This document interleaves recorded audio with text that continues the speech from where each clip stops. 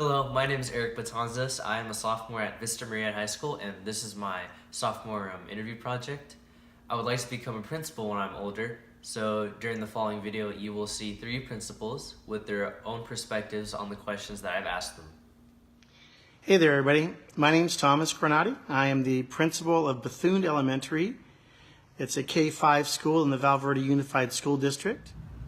Hello everyone, this is Dr. Fernando Betanzos, proud principal of Val Verde Elementary School in the Val Verde Unified School District. I'm Dave Farkas, principal of Fallbrook High School.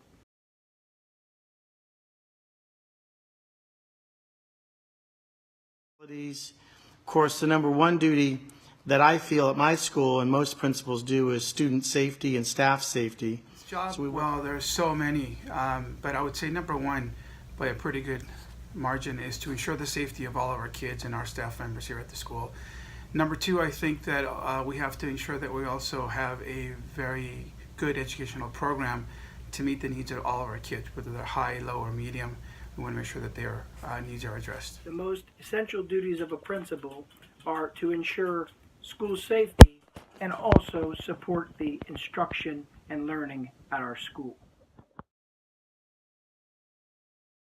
The typical thing is at least 5 years of teaching, and then most don't go right for a principalship. You go for an assistant principal or a vice principal or dean of students, something like that, and then get that experience at those levels before you wear what I call the big R of responsibility. My career path to becoming a principal began as a teacher at various levels and athletic coach.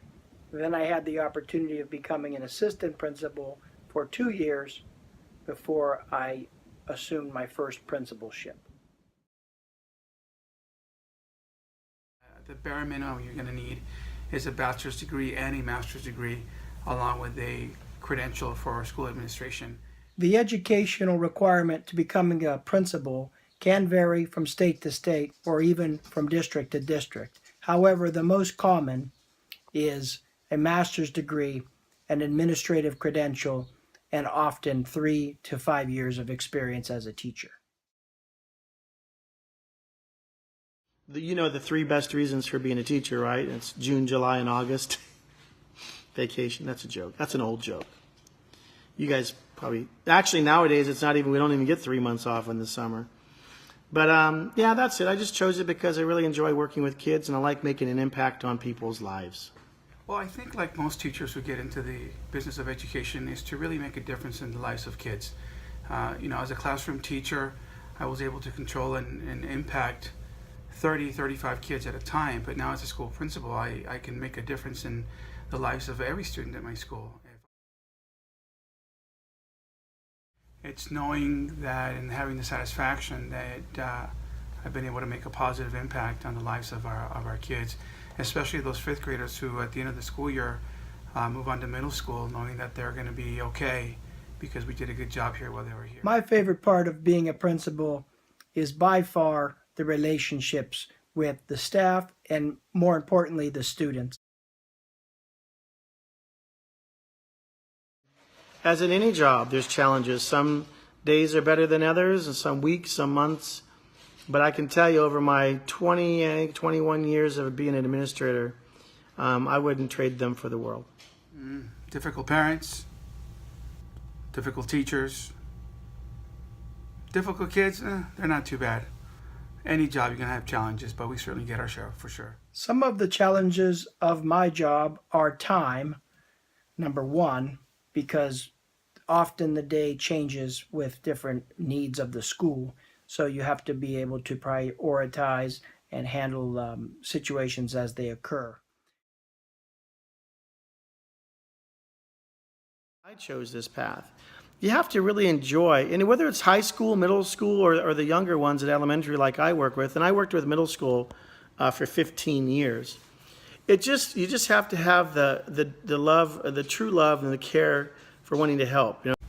My advice to somebody wanting to get into teaching, have a passion. Have a passion for what you do because there's a lot at stake. Kids' lives are at stake. And so if you're not sure, then maybe that's something you shouldn't get into. always bring your A game, because the kids see right through it when you just kind of mail it in. So it's a wonderful profession, but it takes endurance, it takes patience, it takes compassion. You know, I do have that balance. I've been doing it a long time, so I know when I need to rest and rejuvenate and when I can keep going. So and that's part of the key of kind of after all these years, knowing what you need to do to kind of get refreshed, because it is a taxing and demanding job, and you gotta be prepared for it. Yeah, I think that's about it. I believe in having a healthy balance of life, so I make sure that I have time to do things that I enjoy doing, like playing golf, riding my motorcycle, hanging out with my son. Those are things that I really enjoy and really balance my life.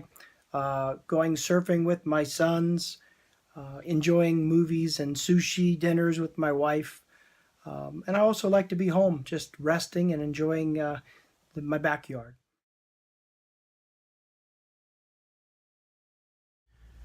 Salaries for principals, well, that really varies. I mean, it varies from depending where you are in the country, depending how many years you've put in as a principal, depending if it's middle school, high school, or elementary that you're being a principal at. All those have an impact. In my school district, Val Verde School District, the range of salaries starting out as a brand new principal in elementary school starts off at about $120,000 a year, and the top end of a high school principal is about $165,000 a year. So that's not bad money.